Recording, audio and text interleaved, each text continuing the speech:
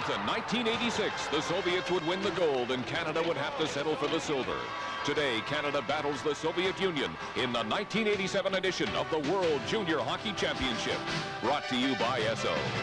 Stop in and fill up with the No Trouble gasoline.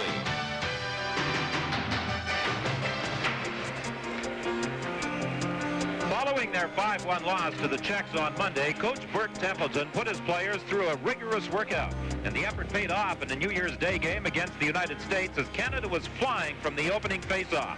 This second period goal by Pat Elnick on a Dave Lattis centering pass carried Canada to a 6-2 win and kept alive Canadian hopes for a gold medal. The next day it was Canada against Sweden, and it took a brilliant glove save by goaltender Jimmy Waite on a penalty shot in the game's final minute to preserve a 4-3 Canadian win. And today, it's a tense Canadian dressing room, awaiting the start of the tournament's final game with a possible gold medal riding on the outcome. The picturesque resort town of Piestany provides the setting.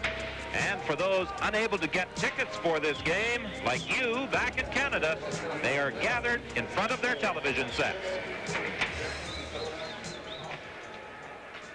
And there is tremendous excitement here in Zimny Stadium in Piestany for this final game of the 1987 World Junior Championship. Canada is assured of a medal. The color will be determined by the outcome of this game.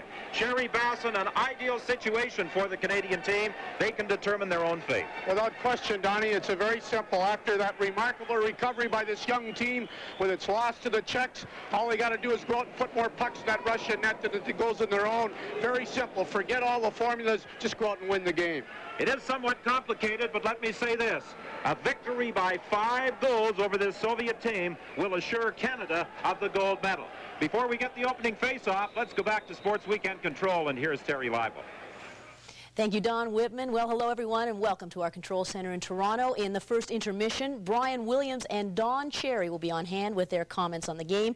Then in the skiing segment of Sports Weekend, we will hear from Lori Graham. The Reed Report will also deal with the manufacturing of skis, and we'll also look back to some great moments in 1986. Now, let us return to the ice hockey contest in Czechoslovakia.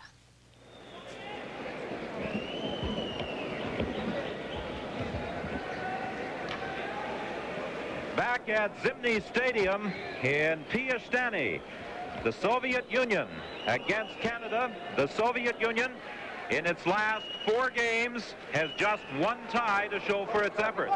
The Canadian team, after that loss to Czechoslovakia, a 5-1 score on Monday, has rebounded for consecutive victories, 18-3 over Poland. That 6-2 win over the United States and 4-3 over Sweden. Now, if Canada wins this game by 5 goals following Finland's 5-3 win today over Czechoslovakia, Canada takes home the gold. A victory by Canada, 3 goals or less, means a silver medal. If Canada should win by 4 goals, it's a rather complicated procedure to determine whether it's the Finns or Canada that will get the gold medal. They would probably have to haul out the computers to determine which side gets the gold. The game is underway. Canada is assured of the bronze. The puck is fired in by the Soviets. Going back after it is Steve Chazon. He was out of the lineup, suspended for 1 game for his part in that brawl against the United States. Canada dumps it out into the center ice area, broken up by the Soviets. Osipov deflects it down into the Canadian zone, and Kerry Huffman is back. He rifles it around the boards into the center ice area to Elnick, the leading scorer, over to McIlwain, and he is upset as he comes in across the line. Back come the Soviets. Popov to Osipov into the center ice area. Picked up by the Canadians, and it's dumped back into the Soviet zone. Some good bumping early in this game as the Canadians attempt to gain control in that Soviet end of the rink. They continue the battle behind the net. Canada with some strong forecheck. A weak shot on goal off the stick of Shanahan, and that was steered to the corner by Ivan Inkov.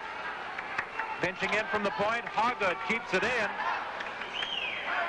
And now the Soviets gain control, and they start back out. Osipov dodges a check, in across the line, he gets it again, then it's knocked off his stick. Soviets caught in the change high shot off the glass. Good check at the line by Hoggood as he steps into the Soviet player and fires it deep into the Soviet zone. There's a whistle on the play. It's offside.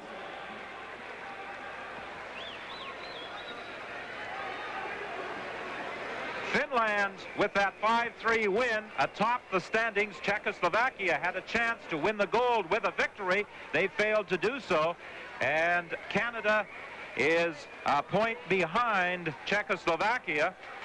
Sweden, if Canada should lose, would be tied with Canada for third spot, but because Canada defeated Sweden in round-robin play, Canada would automatically get the bronze at the moment.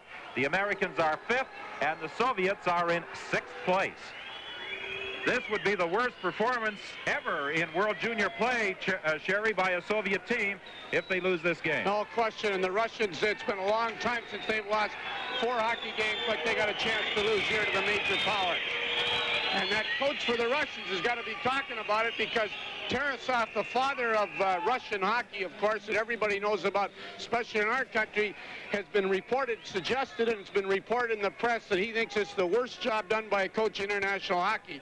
And Don, when you got a guy like Tarasov making those